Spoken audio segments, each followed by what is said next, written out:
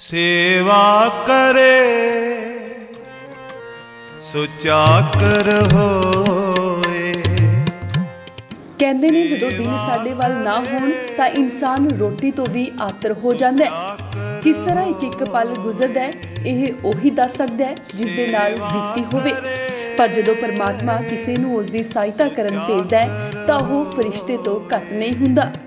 ਇਹੋ ਜਿਹੀ ਖਬਰ ਸਾਡੇ ਚੈਨਲ ਵੱਲੋਂ ਦਿਖਾਈ ਗਈ ਸੀ।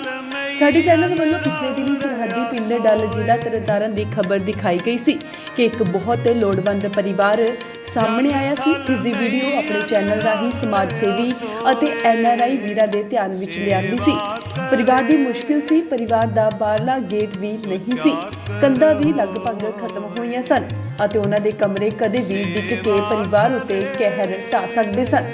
ਇਸ ਤੋਂ ਇਲਾਵਾ ਪਰਿਵਾਰ ਕੋਲ ਕੋਈ ਵੀ ਰੁਜ਼ਗਾਰ ਦਾ ਵਸੀਲਾ ਵੀ ਨਹੀਂ ਸੀ ਅਤੇ ਪਰਿਵਾਰ ਦਾ ਮੁਖੀਆ ਢਿੱਲਾ ਮੱਠਾ ਰਹਿਣ ਕਾਰਨ ਕੰਮ ਕਰਨ ਤੋਂ ਵੀ ਅਸਮਰਥ ਸੀ। ਸੋ ਉਸ ਵੀਡੀਓ ਨੂੰ ਦੇਖ ਕੇ ਸਮਾਜ ਸੇਵੀ ਵੀਰਾਂ ਅਤੇ ਸਮਾਜਿਕ ਜਥੇਬੰਦੀਆਂ ਸਾਹਮਣੇ ਆਈਆਂ ਜਿਨ੍ਹਾਂ ਵੱਲੋਂ ਪਰਿਵਾਰ ਨੂੰ ਇੱਕ ਮੱਛੀ ਮੋਟਰ ਦਾ ਬੋਰ ਕਰਵਾ ਦਿੱਤਾ, ਘਰ ਦੀ ਚਾਰ ਦੀਵਾਰੀ ਅਤੇ ਇੱਕ ਵੱਡਾ ਕਮਰਾ ਬਣਾ ਕੇ ਦਿੱਤਾ ਗਿਆ।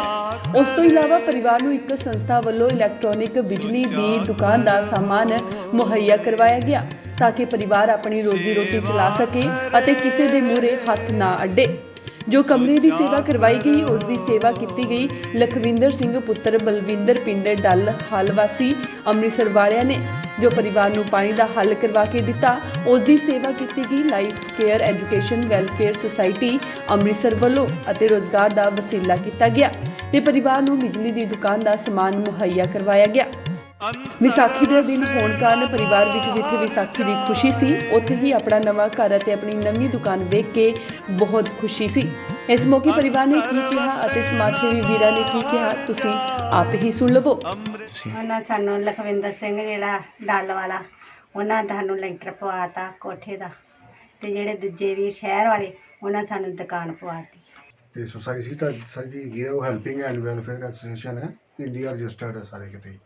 ਕੀ ਇੱਥੇ ਤੁਸੀਂ ਦੇਖਿਆ ਸਰ ਇਹ ਤਾਂ ਇਹ ਨਾ ਇੱਕ ਤੁਹਾਡੇ ਮਤਲਬ ਚੈਨਲ ਤੋਂ ਦੇਖਿਆ ਸੀ ਵੀ ਇਹਨਾਂ ਨੂੰ ਲੋੜ ਸੀਗੀ ਲੈਂਟਰ ਦੀ ਤੇ ਅਸੀਂ ਉਦੋਂ ਵੀ ਆਏ ਸੀ ਤੇ ਫਿਰ ਲੈਂਟਰ ਕਿਸੇ ਹੋਰ ਸੱਜਣ ਨੇ NGO ਨੇ ਕਰਾਤਾ ਤੇ ਫਿਰ ਇਹ ਸੋਚਿਆ ਵੀ ਚਲੋ ਹੋਰ ਕਿਤੇ ਰਸੋਈ ਦਾ ਬਣਾ ਲਾ ਲਓ, ਇਹਨਾਂ ਨੂੰ ਦੁਕਾਨ ਸ਼ੁਰੂ ਕਰਾ ਦਈਏ ਕਿਉਂਕਿ ਕਾਰੀਗਰ ਹੈਗੇ ਨੇ ਆਪ ਵੀ, ਬੱਚਾ ਵੀ ਹੈ, ਸੋ ਦੈਟ ਇਹ ਆਪਣਾ ਗਾਂਹ ਨੂੰ ਕਿਸੇ ਅੱਗੇ ਹੱਥ ਨਾ ਛੱਡਣ ਤੇ ਇਹ ਆਪਣਾ ਹੀ ਕਰਕੇ ਤੇ ਆਪਣਾ ਹੀ ਕਮਾਉਣ।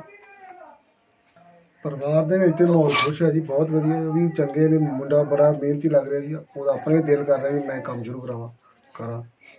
ਤੇ ਕੀ ਸੰਦੇਸ਼ ਤੁਸੀਂ ਦੇਣਾ ਚਾਹੁੰਦੇ ਹੋ? ਸੰਦੇਸ਼ ਕੀ ਦੇਣਾ ਜੀ, ਸੰਦੇਸ਼ ਤਾਂ ਇਹੀ ਹੈ ਜੀ ਜੇ ਤੁਹਾਡੇ ਕੋਲ ਕਰ ਸਕਦੇ ਆ ਤੇ ਸਾਨੂੰ ਮਦਦ ਕਰਨੀ ਚਾਹੀਦੀ ਹੈ।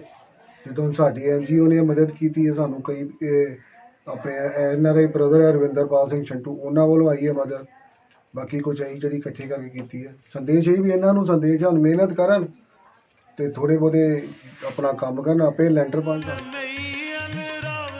ਅੰਮ੍ਰਿਤਸਰ ਤੋਂ ਹਰਜੀਤ ਗਰੇਵਾਲ, ਇੰਡੋਸ TV, ਆਸਟ੍ਰੇਲੀਆ।